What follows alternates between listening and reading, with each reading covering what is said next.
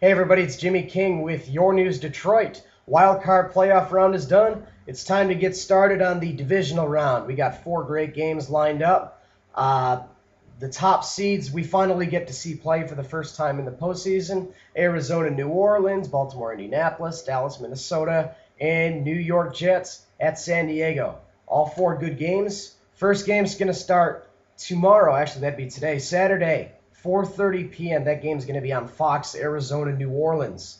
Arizona played a great game against Green Bay last week, but they left me with a couple of thoughts. First off, their defense has a lot of holes in it. They forced some quick turnovers against Aaron Rodgers, but Aaron Rodgers, a good quarterback, and that Packers offense is very formidable as it is. So the fact that they were able to get some quick turnovers probably helped them early on in the game. Otherwise, I don't think Arizona would have won the game. However, that defense was proved.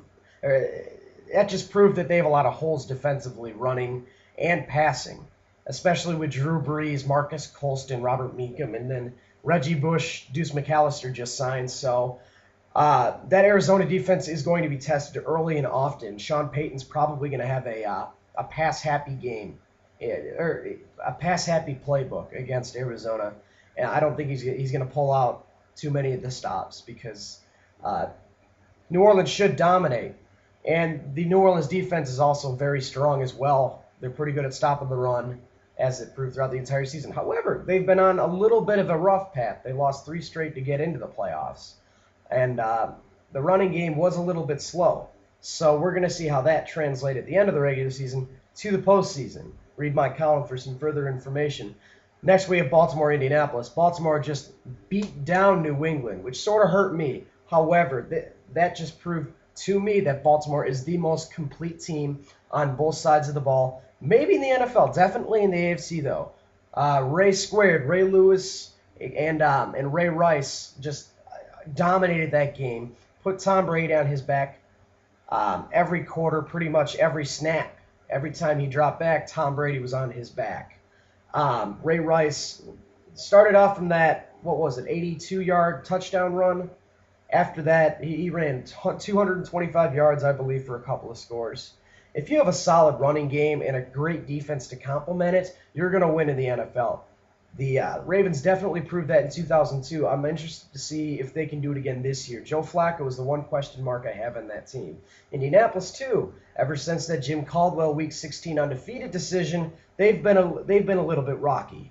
Peyton Manning hasn't seen too much of the field, and as history's proven, there are a lot of Indianapolis one-and-dones in the playoffs after resting their players towards the latter stages of the season. I'm really, really, really interested to see if that history holds true this week against such a good team that nobody wants to play.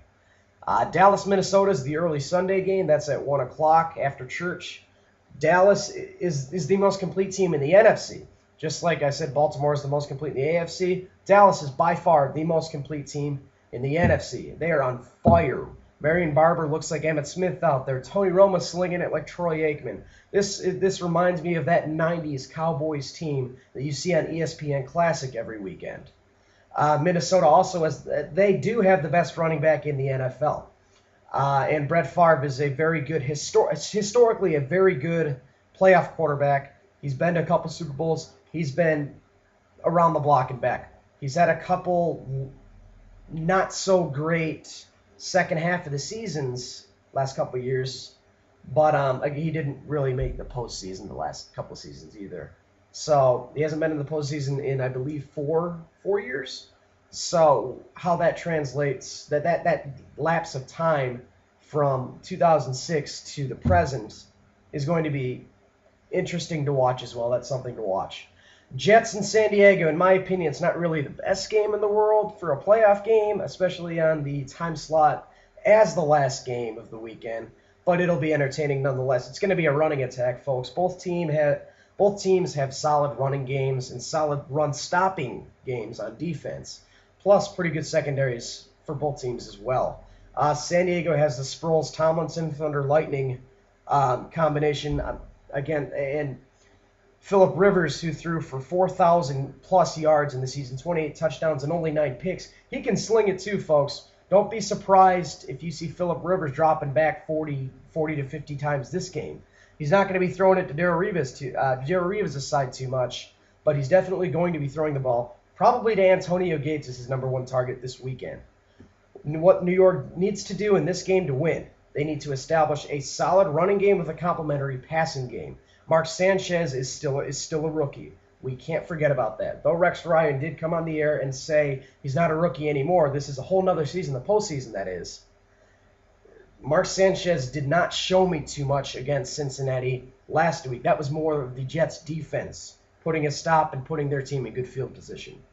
So the Jets need to maintain that time of possession, go on some long drives, and keep such a potentially great offense as San Diego's off the field as much as possible. Because when San Diego gets on the field and they get on a roll, it's like stopping an immovable train. They put up points quick and they put up points easy. The latter half of the season, they sort of look like New Orleans at the beginning of the season. So with that said, I hope you have a great weekend. May all of our prayers go out to the folks in Haiti. In Haiti, it's probably Hades there now. I mean, that place is a living hell right now.